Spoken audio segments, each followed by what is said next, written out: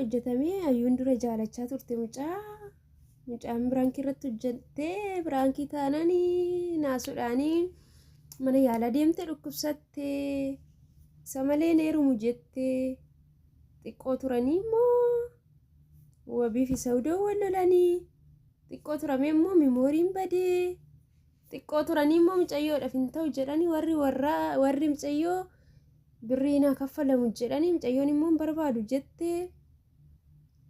mimooriin suura sargii viidiyoo namna qabatus immoo badeera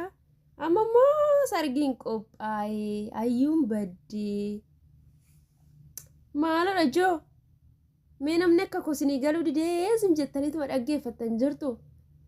erga immoo kasala sooshaal miidiyaa irra jira waan ta'eef wanti sooshaal miidiyaa irraa immoo kan hunda keenyatti qixxeedha jechuudha maaliif ruubii nun geenye addaan hirachuu qabna jechaadha waajjiraata addaan hirmaata jechuu qabna jechuudha garuu immoo dhugaa dubbachuudha fi hojii bareedaa hojjechaa jiru jechuudha dhugaadha ta'ee ammallee akkasumatti fiilmii hojjechaa jiru ta'ee fiilmii taanani fiilmii baay'ee bareeda dhugaa rabbii jajjabeeffamuu qabu biyya keenya keessatti illee wanta akkasii hin hojjetamne jechuudha biyyoota biraa biyyoota akka Turkiyee afaan Arabiffaatti hiikanii warra hojjetan malee fiilmiin akkanaan hojjetamne jechaadha fiilmiin akkanaa baay'ee bareeda dhugaa rabbii fakkeenya fi fiilmii Eliif Arabik jedhu tokko sarchi gootanii yoo laaltanii hojiidhuma bakka fiilmiin jara kanaa fakkaata jechuudha dhugaadha jettanii mee warra amantan jirtu akka kootti ani garuu hojii hojjechaa jiru fiilmii hojjechaa jiru jedhee akka sanitti namana jechuudha wanti isaatis immoo na dhibe mee namni akka koo isin hin galle jirtu isin hin jira echaan jalqamarraayyuu jalqabee anan beeku dubartiin akkamitti ofiishiitiin dhiira jaalattee ofiishiitiin itti boossii akkamittiin immoo jaalalloo namni tokko namaaf hin dhiyeessin akkamitti nama qaba erga nama qabe immoo akkamitti immoo bakka jiramtti sitti neeruma malee jedhanii akkamitti anan beeku akka naannoo keenyatti garuu wanta akkasii baay'ee qaaneffachiisa dhalleeni dubartiin waanuma otoo dhiirri tokko jechuudha gaaffii jaalalaa otoo hin dhiyeessinii fi waan akkasii hin dubbattu jechuudha qaanidha barri jijjiiramaadha teekinooloojiinis babal'atee barumsis waan hundiyyuu babal'ateera waan ta'eef amma barri hin jijjiirame jechuudha akka yeroo keenyaa sana miti nuti amma hin dubbannu ijoolleen keenya iyyuu akka nuti jennu sanatti hin jiraachaa hin jiran kan keenya yeroodhuma kan keenya sana darbe sana booddee immoo ayyuun baddee ayyuun gaafa sargii sana baddee moo bultee baddee moo mee waasaa akkamidha gaafa sargii sana immoo akkamitti baddee maaliif gallakkiftassin eessa naqa jettee baddee moo eessatti baddee moo maalodha waasaa baddee moo eessa dhatte hundi keenya iyyuu warri sooshaal miidiyaa irra jirru kunillee bakka jirrutti jechaadha naannoo biyya jijjiiraannu keessatti akka carraa yoo ayyuu argine barbaannee sawdoo gargaaruu dandeenya jechuudha wabiillee gargaaruu dandeenya maaliif bakka barbaacha irra jiru waan ta'eef jechuudha baay'ee tokko na dhibe jechuudha garuu qoosaa malee dhugumayyuu jecha eessatti baddii nama tukkaafsimoo dhuguma moo wanta ammayyuu biraankidha waan isaa dhugaa meenuma dhugaa naan galle maanna nata abjuu keessa jira moo wannuma isaa takka abjuu namatti ta'a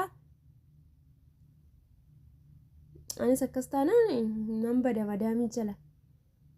kana hammalaal warri gana haadha manaa fuutanii barumsa isiniif haa ta'u jechuudha haadha manaa keessan gizeeshin gadin baa jettee akka gadin baane jechuudha gadin lakkisina akkanatti gadan baa jettee baddee gana biyya keessa barbaaddu jechuudha shamarranis immoo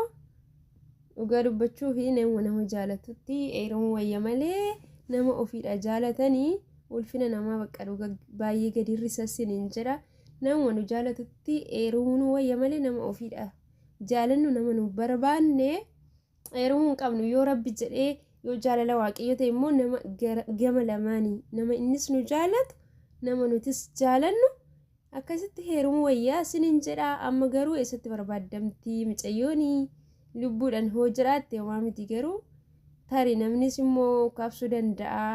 haadha manaa irraa fudhattee haadha manaa irraa ritee abbaa manaa fudhattee waan ta'eef jedhee ilaalaa hoolee amma garuu wanta bitaanatti galee jechuudha. Tareechaadha haati manaa isaa duraa suni nama jala keessatti wayii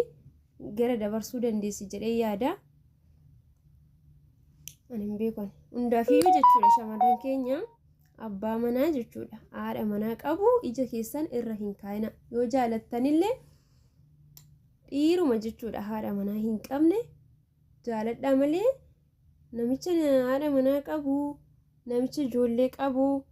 akkamitti zim jettanii callistanii irraa fudhattu. Isinillee boru akkasitti kanan biraa tokko otoo dhuftee isin irraa fudhattee maaltu isinitti dhaga'ama? Otoo ana ta'ee otoo namni biraan irraa fudhatee akkamiin ta'a jedhanii itti yaaduun baay'ee barbaachisaadha jechuudha. Ijji namaallee mucayyoo kana irra bubbu'eera ilaalaa turre jechuudha hundumti keenya iyyuu. Kanaaf ijji namaallee gaarummaa hin qabu. Dubartiin immoo kabaja ishii eeggattee kabajumaan jechuudha maatii ishii biraa nama ishii jaalatu wajjin yoo baate ishiidha wayya malee wanta akkanaa gaarii miti isin hin jedha. Ijji amaas gaariinis gaafa gara namaa jireenya namaa gaala namaa irratti ilaalu isin hin jedha.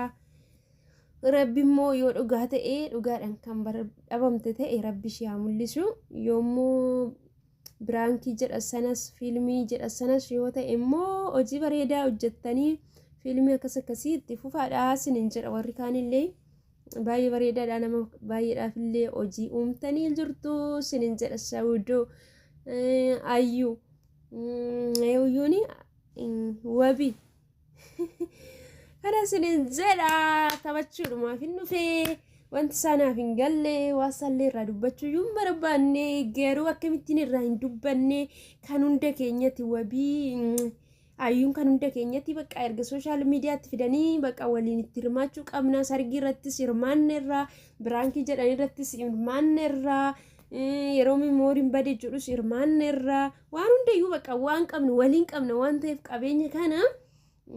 kanaaf iyyuu itti hirmaachuudhaa dhufe malee irratti dubbachuu barbaadeetiin miti jechuudha. Kanas hin jedha hordoftoota kiyyaa yaada koo ibsachuuf hin dhufe waan ta'eef nagaan naa turaadha. Baay'ee sin jaaladha. Baay.